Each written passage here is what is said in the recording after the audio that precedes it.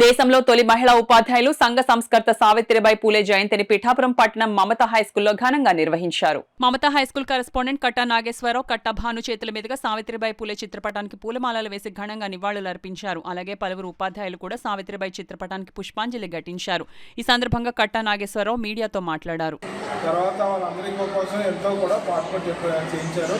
విద్యార్థులు మాత్రం అందరికీ కూడా సమాన హక్కులు రావాలని పాటుపడ్డారు. ఎక్స్పెషల్లీ చెప్పుకోవాలంటే మన సావిత్రిబాయి పూలే గారు మహిళా కోసం ఎక్కువగా పాటుపడ్డారు. అంటే అసమానతలు ఉండేవి, ఆ సంఘంలో ప్రతి చోట కూడా అసమానతలు అన్నింటినీ తొలగించడానికి ఎక్కువగా మహిళా విద్య కోసం ఎక్కువ పాటుపడి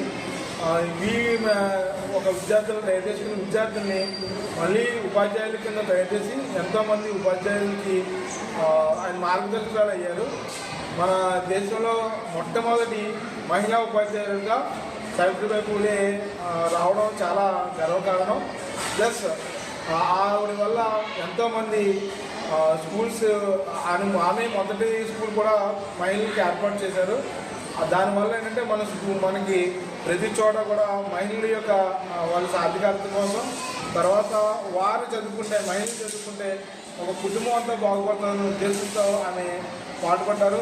అదే సంఘానికి కూడా ఎంతో సేవ చేస్తూ ప్లేగ్ వ్యాధితో ఆమె చనిపోవడం జరిగింది. అది ఇప్పుడు కూడా సర్వీస్ చేస్తూనే చనిపోయారు.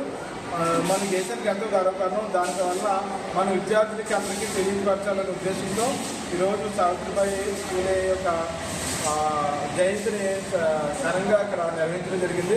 దానికి మా ఎవరు టీచర్స్ అందరూ కూడా సపోర్ట్ చేయడం